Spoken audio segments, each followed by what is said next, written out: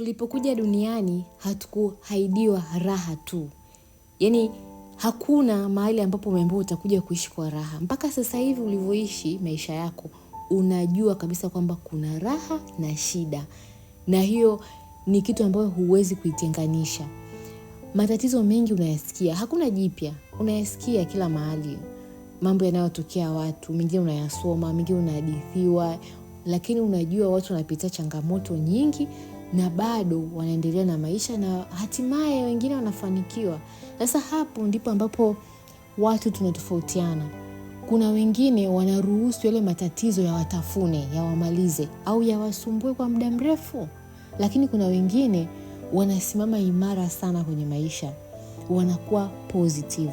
Kwa hiyo nikwambie tu kwamba kuwa positive ndio kila kitu. Na kuwa positive, yani kuwa na mindset ambayo inawaza mambo mazuri, inaamini kwenye uzuri, ndio kila kitu kwenye maisha yako. Maisha tayari yana changamoto nyingi. Maisha yatakutupia kila aina ya takataka, kila aina ya shida yatakutupia. Na hizo shida zipo tu. Yani uwe kazi yako ni kuwa na mindset nzuri, uwe positive, ujiamini sana, uwe strong ili uweze kuyaona mafanikio. Ili uweze kuona vile vitu vizuri. Kwenye maisha lazima ujue kupita kwenye hizo kona ili mradi upite kwenye kona sahihi. Hizo njia ngumu, njia nyembamba ndio ambazo unatakiwa uzipite. Vitu ambavyo unaviona ni virahisi kuvifanya ndio vitu ambavyo vinakuletea shida zaidi. Yaani vitu vyepesi kwamba mimi naona ni bora nifanye hivi. Yaani vinavyokuja haraka kichwani ambavyo ni vyepesi. Ndio vitu ambavyo vinakufanya uendelee kukua wa kawaida na maisha yako yaendelee kuwa magumu au uendelee kupitia changamoto unazozipitia. Ili uweze kufikia mafanikio unayotaka, vitu unavyovitaka, kuwa wewe yule mwenye manufaa na mwenye uwezo mkubwa. Yaani kutoka hapo ulipo mpaka kwenye point nyingine kwenye maisha yako. Hata kama ni mahusiano, maana yake huko tunazungumzia zaidi mahusiano. Kutoka kwenye wewe wa kuhuzunika mpaka kwenye wewe yule ambaye ana furaha, ana utulivu sana, ana amani, anavutia. Yaani huna stress. Wewe asiyekuwa na stress. Ni maamuzi yako wewe mwenyewe. Maana hakuna aliyeshikilia dunia yako na kuilazimisha kwamba lazima uende upande huu. Kwenye maisha usipokuwa makini kuyaongoza maisha yako, basi yataongozwa na mtu mwingine. Na ndio kama hivyo kwamba inatokea, ndio kama hivyo imeshatokea, umeachana na mpenzi wako, lakini kwa sababu ulimpenda sana ni kama ulimpa maisha yako. Na sasa hivi yeye ndiye anayeongoza maisha yako. Hayupo na wewe, yupo mbali, kakuumiza sana, kakuambia maneno mabaya, hajakujali, hajakuthamini, yani hana hata time labda ya kufikiria kwa sasa hivi. Lakini hiyo energy aliyokuachia ambao sasa wewe umeipa nguvu sana kwenye akili yako, hiyo ndio inayokuongoza.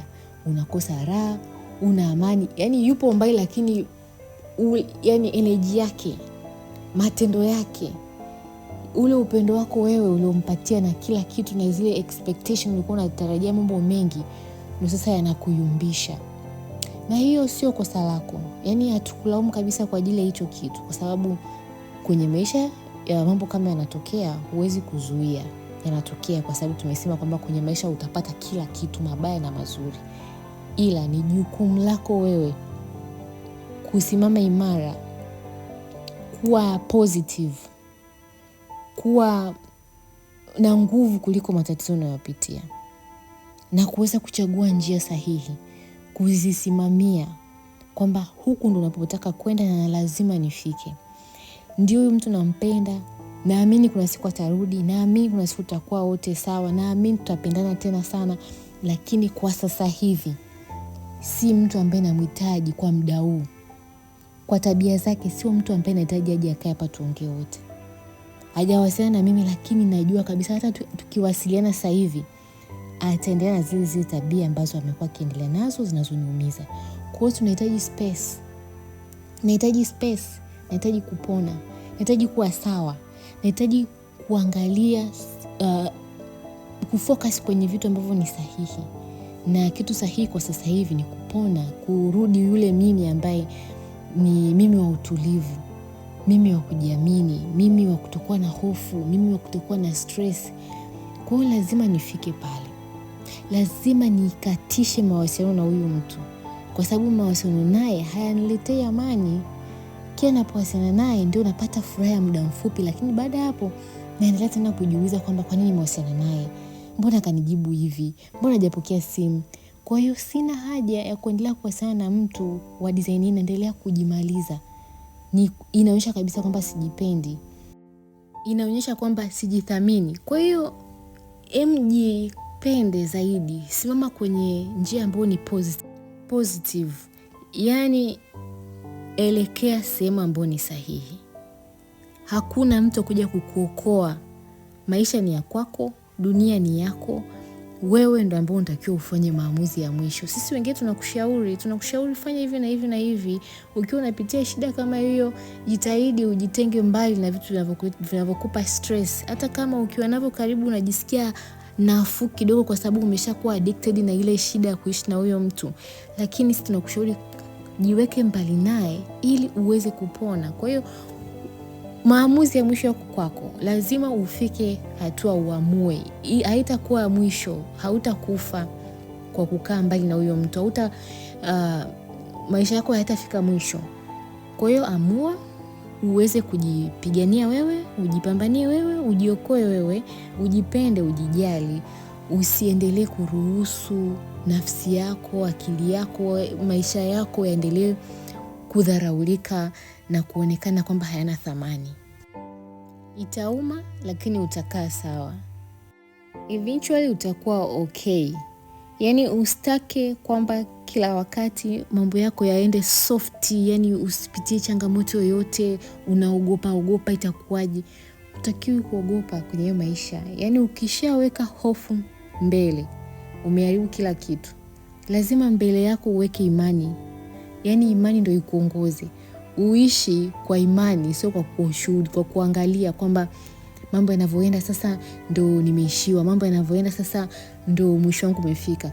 Yaani lazima ujivike ujasiri na uweze kuyaface maisha. Maisha yana reward, yanamzawadia mtu ambaye ni jasiri. Yaani ukiwa jasiri ndo utashangaa unafika sehemu ambayo ni sahihi, vitu ambavyo unavitaka vinakuja. Huyo mpenzi unayomtaka anakuja. Lakini ukiishi kwa kujikunyata, kwa kuogopa, kwa kuvumilia, kwa kuogopa kuachia, kumwachia, maisha yataendelea kukuchapa. Yaani utachapika kweli kweli. Mpaka siku unachoka kabisa na wewe mtu anakublock, anakuambia hakutaki, hakuhitaji, au unasikia ameshaenda zake kuoa au kuolewa. Wewe umevumilia muda mrefu. Kumbe ulikuwa kumtengenezea changamoto huyo mtu.